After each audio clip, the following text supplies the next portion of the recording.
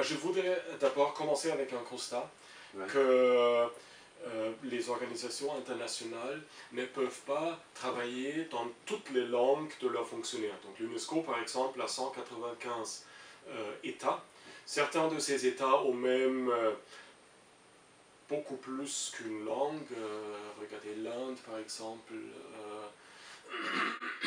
Donc les Nations Unies ont pour cette raison limité le nombre de langues à 6. 6 langues officielles, dont 2 langues de travail, donc c'est l'anglais et le français. Mais ça exclut quand même un très grand nombre d'habitants de ce monde. Par exemple, moi, en tant qu'allemand, donc je ne peux pas utiliser ma langue maternelle dans mon travail. Donc, après, si vous voulez, je voudrais parler un peu de mon expérience ici à l'UNESCO. Donc ça fait 23 ans que je travaille dans cette organisation. J'étais dans le passé responsable de plusieurs conventions internationales pour la protection de la culture. Et dans le cadre de ces conventions, nous étions obligés de faire un très grand nombre de réunions statutaires.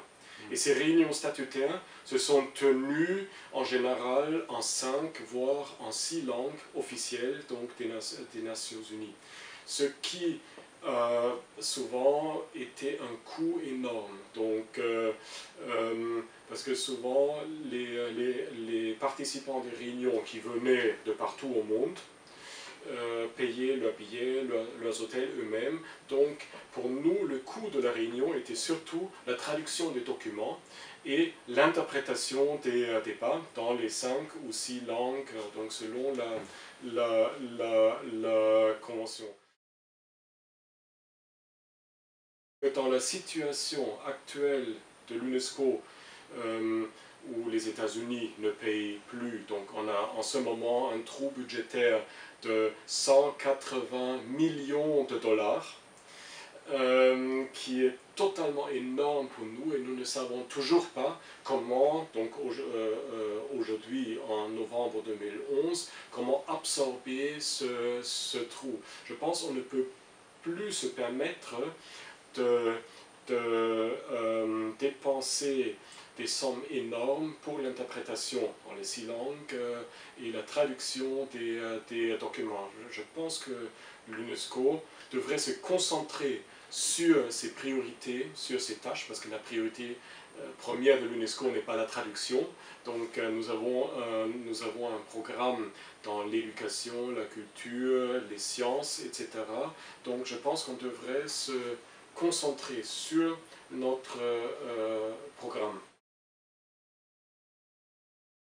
Vous avez tout à fait raison que réduire les langues, si on le réduit à une langue ou à 2 langues, ou même à 6 langues, ça réduit toujours, parce qu'on exclut toujours d'autres pensées, d'autres modes de pensée qui sont véhiculés par d'autres langues.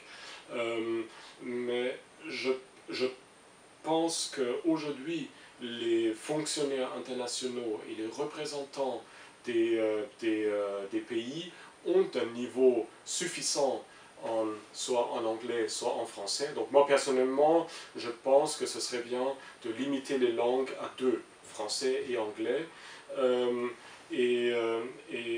pas seulement une langue. Donc je pense qu'il faut quand même une deuxième langue, et là le français est, puisqu'elle est la deuxième langue de travail du système des Nations Unies.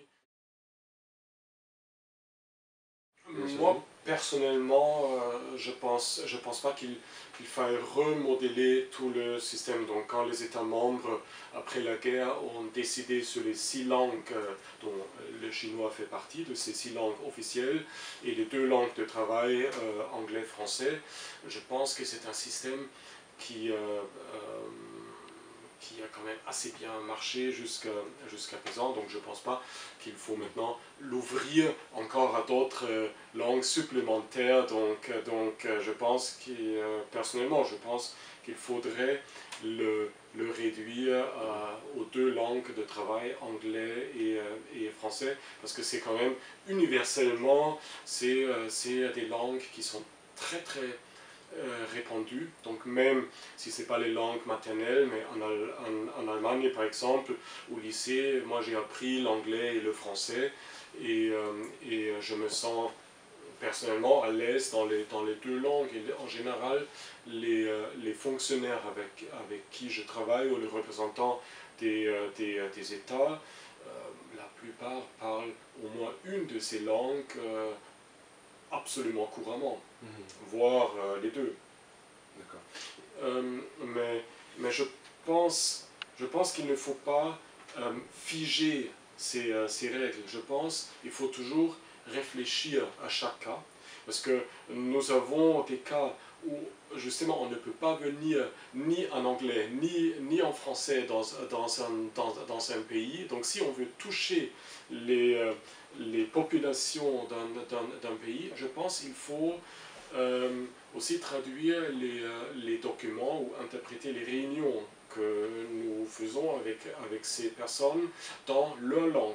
Et là, pas forcément uniquement les six langues officielles, mais aussi les langues nationales.